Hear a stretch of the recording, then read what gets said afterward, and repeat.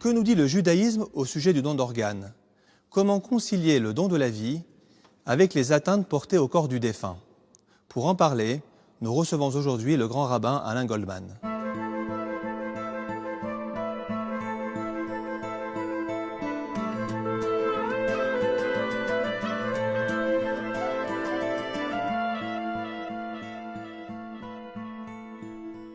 Bonjour, monsieur le grand rabbin Alain Goldman. Bonjour. Vous avez été grand rabbin de Paris près de 14 ans, de 1980 à 1994. Vous avez également été membre de la Commission nationale consultative des droits de l'homme durant 18 ans. Et c'est à ce titre que nous vous recevons aujourd'hui, puisque nous allons parler d'un sujet qui revient régulièrement sous les feux d'actualité, à savoir le don d'organes. Et vous le savez, les religions, leurs représentants sont interpellés sur ce sujet pour faire connaître le positionnement de leurs religions respectives. Beaucoup de nos concitoyens et de nos coreligionnaires d'ailleurs également pensent que le judaïsme interdit le don d'organes post-mortem. Alors je précise, le don du vivant ne pose pas de problème, au contraire il est même encouragé par notre tradition qui considère qu'aimer son prochain comme soi-même, c'est évidemment aussi l'aider physiquement par le don d'éléments de notre corps. Mais ce qui pose plus de problèmes, effectivement, c'est le don d'organes à partir d'un donneur mort. Alors, la religion juive n'interdit pas tout, contrairement à ce qu'on peut imaginer. Le judaïsme est en faveur de la science. Il est dans l'évolution des mœurs. Beaucoup de cas sont prévus dans ce cas-là, parce qu'effectivement, il y a des textes fondamentaux qui nous dirigent pour, dans certains cas, permettre et dans d'autres cas, interdire. Nous avons des contraintes dans le judaïsme, c'est que, d'abord, fixer les critères de la mort clinique. Comment est-ce qu'on définit la mort? Nous disons, tant qu'il y a la vie, il y a la vie, n'est-ce pas? Et même au dernier fil qui nous tient à cette vie, nous sommes encore considérés comme vivants. Il y a des choses qu'on ne peut pas faire sur un moribond, par exemple. On ne peut même pas lui enlever le coussin qu'il a sur la tête pour ne pas brusquer la fin. C'est un exemple qui est donné dans le Shulchan Aruch, notre code de loi. Il faut savoir qu'il y a des critères qui ont été fixés. Nous nous fondons d'abord sur des textes talmudiques qui nous rappellent qu'effectivement, on ne peut pas toucher à une vie au bénéfice d'une autre. En hébreu, c'est « endochin nefesh mipnei nefesh ». Nous sommes tous égaux devant la vie et devant la mort. C'est-à-dire qu'on ne peut pas accélérer la Alors, mort. Justement, les critères de la mort ont été fixés. Alors, la fonction cardiaque, la fonction respiratoire et la fonction cérébrale. Alors, les trois. Il fallait qu'on ait les trois réunis pour être sûr que la personne est bien morte.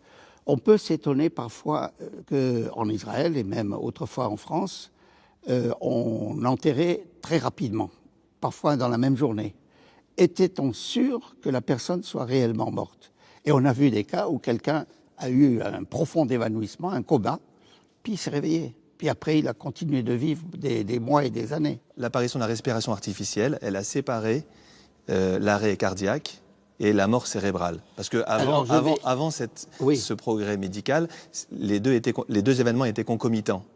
Maintenant, avec la respiration artificielle, on a quelqu'un dont le cœur bat, mais qui est en état de mort cérébrale. Donc, d'où la question qui nous est posée, est-ce qu'au regard du judaïsme, est-ce que cette personne est considérée comme vivante, parce que le cœur bat, ou comme morte, parce qu'il n'y a plus d'activité cérébrale? Les maîtres contemporains, notamment Igrot Moshe, qui est le Rav Moshe Feinstein, qui est la grande autorité dont le gendre était lui-même rabbin et médecin, et qui lui donnait tous les renseignements nécessaires à son évolution, il a permis de ne s'en tenir qu'à la fonction cérébrale. C'est-à-dire, si le tronc cérébral est amoché, il est abîmé, comment fait-on? Eh bien, on débranche l'appareil respiratoire pour voir si, pendant 6 à 12 heures, la personne qui est devant nous peut respirer de façon naturelle, normale, indépendante. À ce moment-là, on considère qu'il est encore vivant. C'est ça, c'est la définition qui a été... Parce que ça touche le cerveau, parce qu'effectivement, ils en sont arrivés à l'idée. Le cœur est un muscle, il peut battre longtemps. Il y a une expérience qui est d'ailleurs assez triste, qui est racontée dans le Talmud, selon laquelle on dit, si tu tranches la tête de cet homme, il aura encore des convulsions et des sursauts. Ça ne veut pas dire qu'il vit. Alors effectivement, on a vu plusieurs critères. Vous savez, le Talmud n'est pas si anachronique que cela. Il est au contraire d'actualité parce qu'on y trouve des bases sur lesquelles nos maîtres à penser peuvent trouver des points solides pour conforter leurs propres décisions. La commission rabbinique d'Israël a décidé une chose. Il faut qu'il y ait un collège de médecins, tous d'une spécialité différente. Ils sont 6, plus un rabbin. Une autorité rabbinique qui sera là pour voir s'il n'y a pas de dérapage, pourrait-on dire. Mais le rabbin, ils prennent des précautions, échanger tous les ans, de manière à ce qu'il n'y ait pas une sorte d'accointance. Le rabbin, oui, il va se laisser persuader. Bon. Alors, mais les conditions que vous posez par le rabbinat israélien ont été très problématiques puisque il a fallu attendre 2010. Donc, c'était en 82. Mais même avant, ils ont déjà accepté. Mais il a fallu attendre 2010 pour qu'il y ait une loi de la Knesset qui accepte, entre guillemets, cette ingérence du corps rabbinique dans les décisions, dans le domaine médical. Oui, mais n'oubliez pas que même s'il y a le politique qui a son rôle à jouer, les médecins ont leur indépendance. Dans les hôpitaux, ils n'ont pas à demander à un politique « est-ce que je peux faire ça ou ça ?» Bien sûr, ils ne peuvent pas tuer quelqu'un. Ça, c'est interdit dans le monde entier. Donc un médecin, c'est le problème maintenant des cas de fin de vie. Au niveau de la loi juive de la halakha, loi juive en hébreu, en matière de don d'organes, j'aimerais que vous nous présentiez les problèmes religieux qui sont posés par le don d'organes et à l'inverse, au contraire, les incitations religieuses au don d'organes, parce que finalement, les choses ne sont pas binaires. Au départ, il y avait l'interdiction de défigurer un cadavre. D'accord. Ce qu'on appelle nivul hamet, et même un deuxième principe qui en découle, c'est hana hamet. Parce que dès lors que vous prélevez un organe, vous en faites bénéficier un autre. Voilà, hana, c'est le profit. C'est une jouissance. Voilà, c'est même, un profit. Même financier d'ailleurs. Oui, mais on ne parle pas du financier. On espère surtout qu'en France, c'est interdit. Bien entendu. Nous ne sommes pas dans certains pays où beaucoup de choses se monnaient. Fort heureusement. Alors, effectivement, au départ, beaucoup étaient contre cette méthode parce qu'ils disaient quand même on n'est pas sûr qu'il y ait vraiment mort clinique. Le rabbinat, lui, a pris ses responsabilités en 82. Là, ça prouve qu'on fait très attention aux familles, de ne pas faire quelque chose qui pourrait aller à l'encontre de la volonté des familles. J'ajoute, ça c'est très important, que lorsqu'on a réglé le problème du don d'organes, il faut qu'il y ait accord du défunt ou de membres de sa famille, quoique sur le membre de la famille, on peut hésiter beaucoup. Là, c'est aussi un autre problème. Vous avez raison, le problème du consentement du donneur potentiel. Il est impératif. Il est impératif. Et il figure dans les 10 points de la déclaration du rabbinat. Il y a aussi le problème de différer l'enterrement. Alors, chez nous, effectivement, dans la tradition juive, on essaye, autant que faire se peut, de faire l'enterrement dans les 24 heures. On se fonde là-dessus sur un texte biblique qui est lié à la pendaison d'un être humain, en disant « tu ne le laisseras pas passer la nuit parce que ça serait dégrader l'image de Dieu qui est en lui ». Le fait que ça se passe en Israël souvent, là-bas de toute façon, malheureusement, il y a beaucoup d'accidents de la route, il y a beaucoup d'accidents liés à la guerre, au terrorisme, et je dois ajouter ici quelque chose qui m'a profondément bouleversé. C'est que très souvent, les ayants droit de la personne décédée, qu'ils soient juifs ou arabes, souvent acceptent tout à fait librement de laisser passer une partie du corps, ou enfin le cœur, le poumon, le rein, etc., au bénéfice de quelqu'un d'autre. Et avec d'une personne, on peut sauver 4 ou 5 personnes. À partir de là, la halakha ne peut pas être opposée à ces principes-là dès qu'il s'agit de sauver une autre vie humaine. Il y a aussi la non-assistance à la personne en danger. C'est intéressant parce que ça veut dire que si je peux sauver quelqu'un, et donc notamment par un don d'organes, si je m'en abstiens... D'après la halakha stricte, il faudrait que ce don d'organes soit fait immédiatement, directement, pas par une banque quelconque. J'aimerais qu'on conclue, M. Ramas, sur un dernier point, parce que dans le domaine de la loi juive, la halakha, la loi juive change aussi en fonction des progrès de la médecine. Et il y a un exemple sur lequel je voudrais qu'on s'arrête quelques instants pour terminer notre émission, c'est l'exemple des transplantations cardiaques.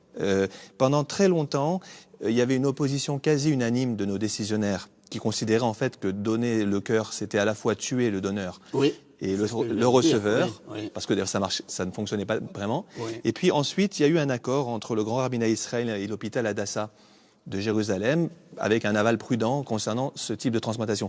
Est-ce que vous pouvez nous expliquer un petit peu? Dans les conditions que j'ai énumérées, c'est-à-dire avec présence de 6 médecins et un rabbin, et ils prennent la décision collégialement. C'est pas un médecin seul qui peut prendre la décision.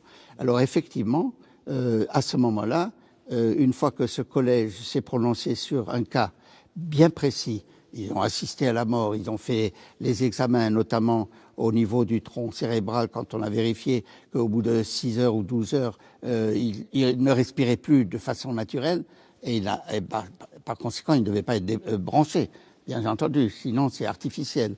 Alors c'est à ce moment-là qu'on s'est décidé à accepter les dons, les greffes de cœur. D'accord. Ce qui s'est passé, c'est qu'au début... Alors vous avez raison de souligner que, vous savez, il fut un temps, je me rappelle d'un texte, le Chelkat Yaakov Raïcha était un des premiers rabbins au XVIIIe siècle qu'on a interrogé sur l'opération de la vésicule biliaire. Autrefois, c'était quelque chose de terrible. Eh bien, il a dit, il faut voir quel est le bénéfice par rapport au risque. Et s'il y a bénéfice de 70% sur 100%, on peut l'accepter. Moins, il faut le refuser. Après, les choses ont évolué, puisque la science a évolué, même la science opératoire, la science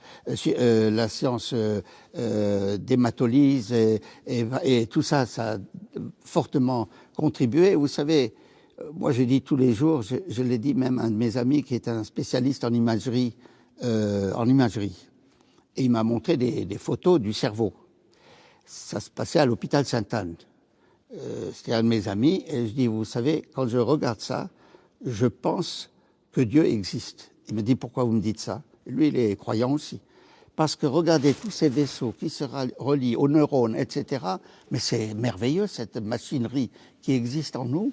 Comment on peut ne pas... Il ne faut pas douter un instant. Alors effectivement, c'est quelque chose d'impressionnant de voir que les progrès de la science, l'imagerie en est un exemple. Mais il y a d'autres exemples aussi. Aujourd'hui, on n'opère plus même avec un bistouri. On le fait avec célioscopie pour certains cas. Alors c'est merveilleux toutes ces opérations, et on en arrive à faire rentrer le malade le matin. L'après-midi, il est déjà sur pied. Donc ça veut dire qu'on peut se fonder sur les progrès de la science et faire confiance au médecin. Mais le médecin doit savoir qu'il a une conscience, et cette conscience, c'est celle de la société qui le surveille pour qu'il ne fasse pas d'écart. Monsieur le rabbin, nous conclurons sur ces mots. Je vous remercie d'avoir contribué à éclaircir un sujet ô combien sensible, mais difficile, mais sur lequel il est, me semble-t-il, important de se déterminer et d'opérer des choix. Alors je dois dire qu'une seule fois dans ma vie, j'ai dû donner l'autorisation d'une transplantation cardiaque, mais j'étais seul pour le faire. J'étais à côté du malade et on n'avait que ça pour le sauver. Je n'avais pas le temps, moi, de téléphoner en Israël, etc. De toute façon, le temps nous pressait. J'ai pris ça sur ma conscience. Maintenant, j'aurais peut-être beaucoup de comptes à régler avec le bon Dieu, mais ça, c'est mon affaire personnelle. Merci, monsieur le rabbin. Dimanche prochain, nous accueillerons le professeur François Oliven pour aborder le sujet de la procréation médicalement assistée. Je vous souhaite à toutes et à tous un bon dimanche.